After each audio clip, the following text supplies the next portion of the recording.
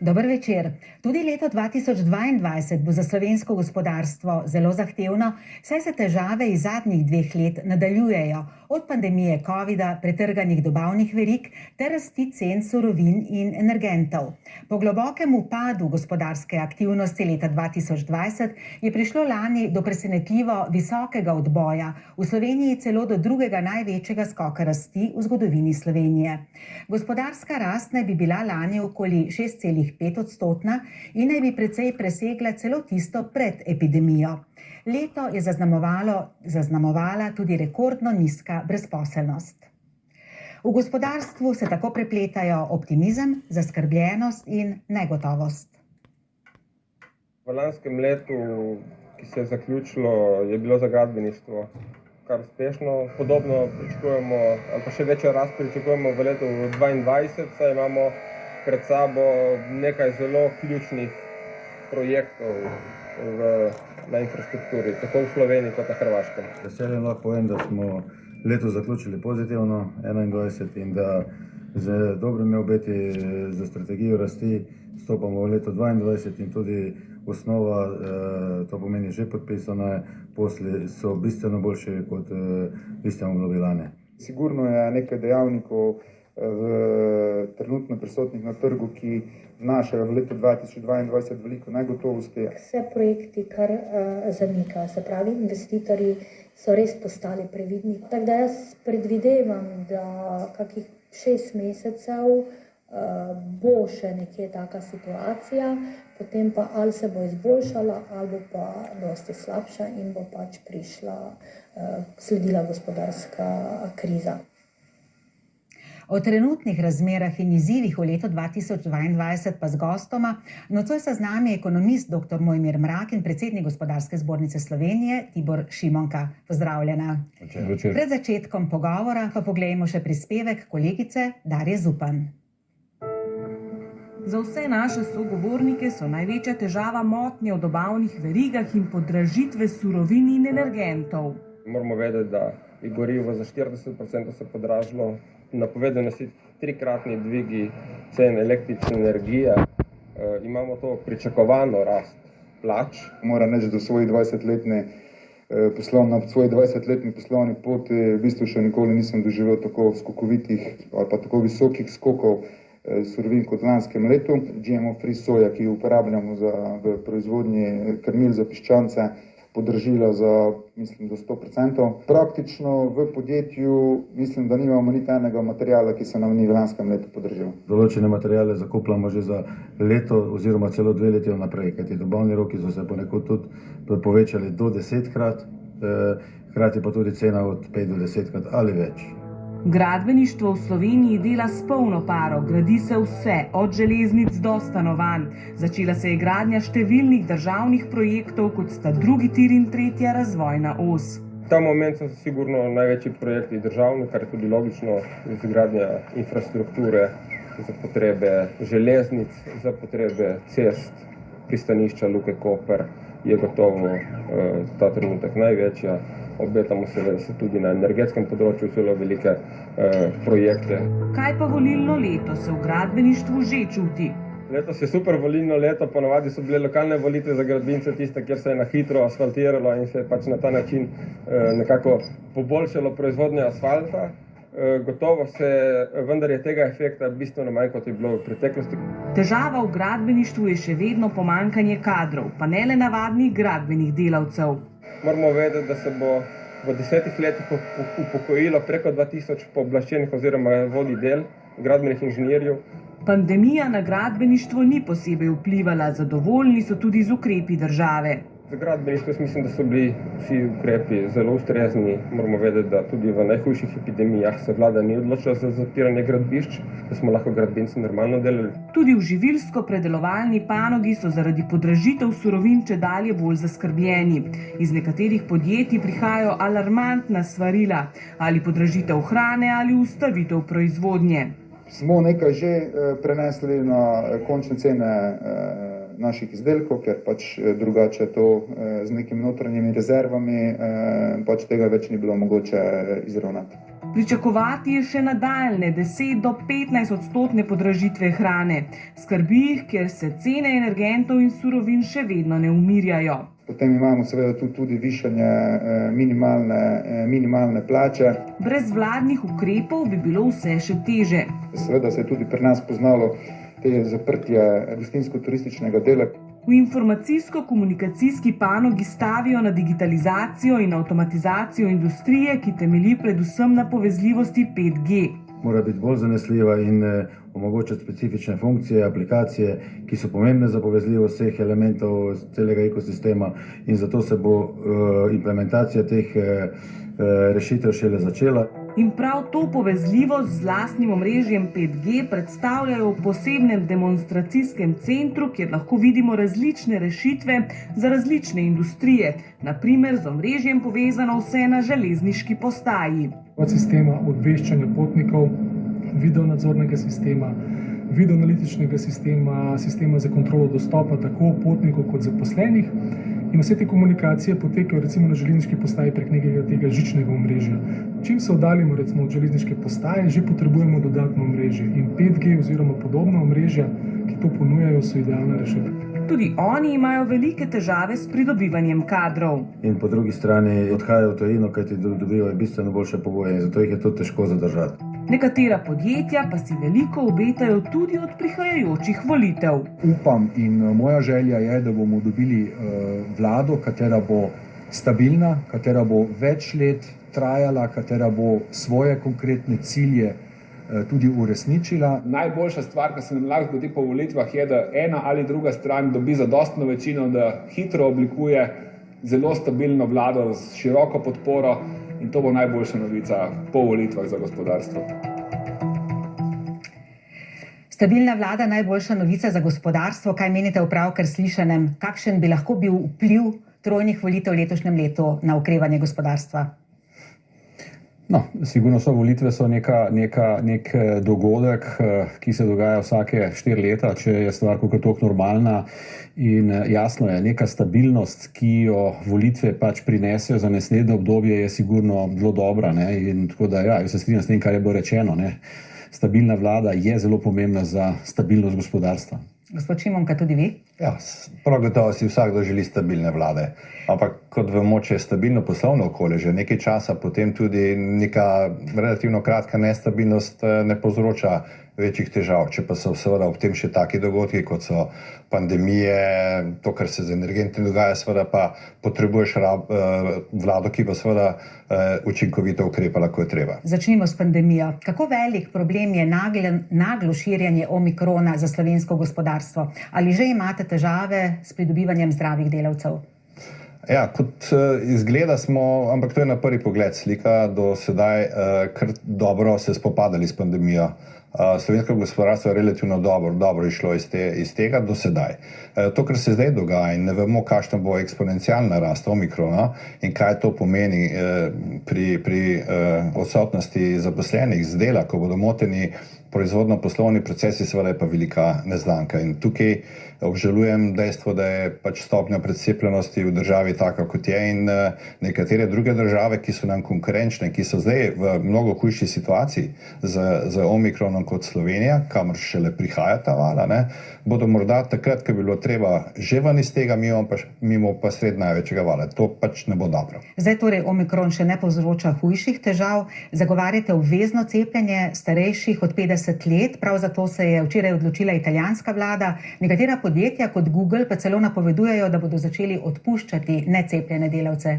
Vaš pogled? Ja, zbornica je že lansko leto, novembra smo mi javno že pozvali vlado oziroma predlagali stroki in vladi v razmislek predlog, da bi nekatere starostne skupine in pa kritične skupine zaposlenih oziroma državljanov in pa vse tiste v nekih kritičnih javni infrastrukturi ali pa javnih delih in inštitucijah seveda cepili, vendar zaenkrat tega ni. Večji problem so zdaj dragi energenti. Koliko podjetij je že moralo začeti omejevati oziroma ustavljati proizvodnjo, ker nimajo denarja za drago električno energijo in tako naprej. Včeraj smo poročali o Delamarisu. Tako je, Delamaris v skupini Pivka je prvi tak primer, ki celotno proizvodnjo začasno ustavlja. Kar nekaj je pa takih podjetij, ki so delno ustavljale določene obrate ali pa programe, ki niso najbolj donosni ali pa kjer pač pokritost naročili ta trenutek ni optimalna. V katerih panogah predvsem? Zaenkrat energetsko intenzivna industrija je pod večjim udarom, dalje tudi delno gradbeništvo in pa nekatera druga energetsko intenzivna podjetja v kemična dejavnost, papirna industrija, steklarstvo, to so te panoge, ki so... Vi ste že konec lanskega leta pozvali vlado, naj vam pomaga z določenimi ukrepi, da bi subvencionirali v bistvu nakup električne energije. Danes ste se sestali s predsednikom vlade Janšo. Ste dobili kakšna zagotovila, odgovor? Da, dobili smo zagotovila, da pač to, kar že nekaj časa zagovarjamo, kjer je Slovenija zadnja v Evropski uniji za implementacijo Evropske direktive za znižanje stroškov prehoda na zeleno energijo oziroma za financiranje, subvencioniranje posrednih stroškov emisij, smo dobili zagotovila, da uredba, ki je zdaj v obravnavi, da bo nekje februarja šla v realizacijo in to bo predvsem pomoč energetsko intenzivni industriji. Kaj pa shema o približno 100 milijonov? Shema, ki bo pa pomoč celotnemu gospodarstvu, kjer so stroški energentov v strukturi stroškov narasli za več kot 1% točko, pa se pripravlja zdaj skupaj, pripravljamo z vladnimi strukturami in verjamem, da bo kmalu tudi ta na voljo. Doktor Mrak, kako vi ocenjujete razmere v gospodarstvu in katere so zanj trenutno največja tveganja? No, kot je že povedal predsednik gospodarske zbornice, so v bistvu razmere dost različne, da se gospodarstvo dost solidno sooča z temi pandemično situacijo in vsemi posledicami tega. Jasno, te stvari na globalnem nivoju, od teh prekinitev ali pa trganja verig do teh inflacijskih pritiskov, za katere je bilo še pred recimo pol leta dost vehementno govorjeno, da gre za začasne stvari, nekak prehodne stvari, je danes že precej bolj jasno, da mogoče stvar ne bo tako prehodna in verjetno bomo v naslednjem času morali s tem bolj živeti. Mislim, da še ena stvar je zelo pomembna. Svet se dejansko na nek način, ta sistem globalizacije, ki je potekal zadnjih recimo 30 let, prihaja do resnih sprememb. Zlasti se mi zdi pomembno to, da hoče vsak v teh velikih gospodarskih centrih imeti večjo stopnjo samostojnosti pri ključnih komponentah, recimo avtomobilska industrija je taka stvar, kjer čutimo v Evropi, da bo nujno prišlo do tega, da bomo morali biti v določenih segmentih manj odvisni od uvoza drugje. Slovenija okreva hitreje kot številne druge članice Evropske unije. Čemu to pripisujete? Včeraj je Economist uvrstil Slovenijo med zmagovalce, takoj za Dansko pri premagovanju covida. Po drugi strani pa je dr. Velimir Bole v svoji študiji ugotovil, da je Slovenija glede na obseg zadolžitve med najmanj učinkovitimi. Kako gledate vi na to, na učinke glede na vložena sredstva in med tem bomo pokazali tudi zadolženost Slovenije? No, jaz mislim, da je v bistvu obe stvari sta na nek način točni in se na nek način dopolnjujeta. Slovenija je res dost uspešno se soočila s temi stvarmi na področju gospodarstva. Mislim, te paketi, ki so bili delani, so bili v enem velikem delu dobro, zlasti po mojem v letu 2020, mogoče 2021 bi mogoče malo več, kako bi človek rekel, osredotočenosti bilo fajn. Je pa dejstvo, da so bili doseženi z velikimi fiskalnimi vložki.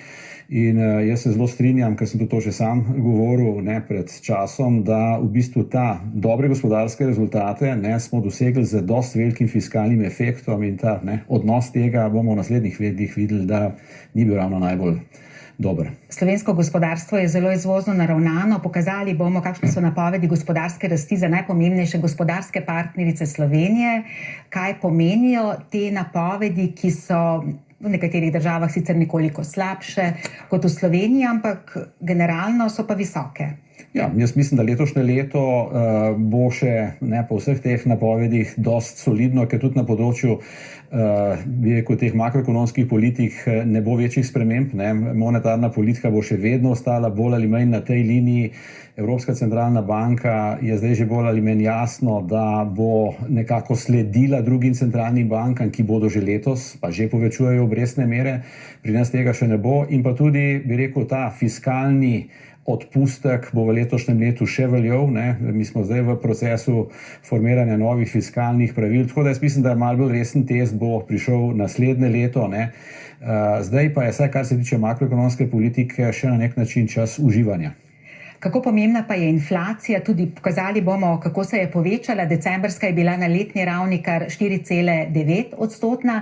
Menite, da gre za prehoden pojav ali se bo raztegnil na daljše obdobje? No, jaz moram reči, da sem že kar pred par meseci bil med tistimi, ki se nisem strinjal s tem, da gre samo za prehodni pojav. Jaz mislim, da bo ta inflacija ostala na višjem nivoju, kot je bila pred začetkom tega vala, govorim. Tako da ja, v spomladanskih mesecih bo sigurno nekatera od teh sezonskih stvari, če že ne izzvenela, se zmanjšala, govorim predvsem na področju energetike, pa še kakšne stvari, ampak nivo bo pa ostal višji. Končno, če gledamo, na kaj se že zdaj cene prenašajo, kje imamo višje cene, stvari se že prenašajo tudi v plače.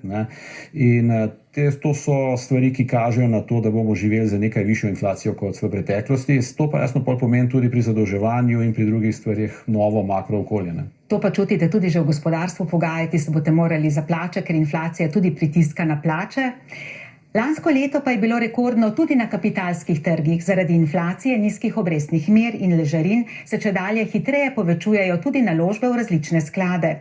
Vrednost premoženja v slovenskih vzajemnih skladih se je lani povečala za 30%, na skoraj 4,2 milijarde evrov, vlagateljev je že skoraj 500 000. Še vedno, čeprav nekoliko počasneje, pa rastejo tudi bančne vloge. Na bankah v Sloveniji so imela gospodinjstva konec oktobra lani že 23,7 milijarde evrov ali 1,3 milijarde evrov več kot ob koncu leta 2020. Poglejmo, kako prehod v novo leto ocenjujeta največja upravljavca vzajemnih in alternativnih skladov pri nas. Za naložbe v sklade se bo po mojih pričakovanjih kar nadaljevalo izjemen trend, ki ga beležimo že v letu 2021. In sicer zato, ker ljudje iščejo alternative ob nizkih obrestnih merah. V letu 2021 je bilo seveda rekordno na marsikšnem področju, za 2022 pa smo mi, rekel tako, konzervativno realni. Naši plani tudi v naložbah, kjer jih imamo, so malenkostno, rekel, navzdol popravljeni od tega, kar se v letu 2021 dogaja. Je sigurno glavno tveganje, kako se bo razpletla epidemija, pa vendar ostajamo optimistični v 2022. Gospodarska rast verjetno bo še vedno kar visoka v večini razvitega sveta, pa tudi razvijajočih se trgih. Na splošno je sigurno, kaj se bo dogajalo z inflacijo. Mogoče ena izmed takih stvari se tudi eno prvo pravilo, če inflacija pomeni, da ne drža denarja pri sebi. Ko govorimo o okrevanju gospodarstva, operiramo z gospodarsko rastjo oziroma z rastjo BDP-ja kot z rešiteljico vseh težav, kot z motorjem razvoja in dviga materialne blaginje. A trajna gospodarska rast presega zmogljivosti planeta, zato je potreben odmik od imperativa gospodarske rasti, pravijo zagovorniki koncepta odrasti, ki se je rodil pred 13 leti in ki ga zagovarja tudi dr. Dušan Plut. Sedimo na veji, ki si jo z gospodarsko rastjo žagamo sami, pravi. Odrast pomeni odmik od stalne količinske gospodarske rasti. Zakaj? Zaradi tega, ker so samočistilne in samoobnovitvene zmogljivosti našega planeta omejene. Gre za končni planet. Stalna gospodarska rast pa je povzročila, da to nosilnost planetarnega okolja v tem trenutku presegamo za 70%. Prebivalci gospodarsko razvitih držav, Evropske unije in tudi Slovenije, pa te to nosilnost našega planeta presegamo za 3-krat. Imamo en planet, ravnamo pa tako, kot da imamo na razpolago 3 planete. Zato odrast postavlja v ospredje spoštovanje ranljivosti, omejenosti našega planeta in seveda poudarja, da predvsem gospodarsko razvite, bogate države morajo sprejeti in udejaniti drugačen način dviga materialnega blagostanja.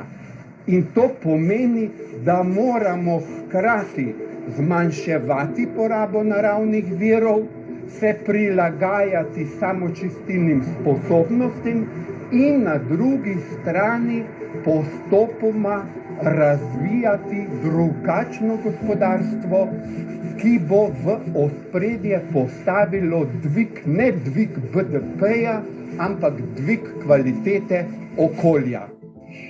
Zanimivo bo slišati vajino mnenje. Dr. Mrak, kaj menite o tem konceptu odrasti in ali je uresničljiv? Lejte, govora o tem, da bruto domači proizvod in s tem jasno tudi rast tega ni najboljši odraz celotnega razvoja države, ni več novo. Že 15 let nazaj so bile delane študije beyond, se pravi preko te rasti, se pravi, da bi vključevali indikatorje, ki bi bili tudi predvsem tem okoljske in pa socialne.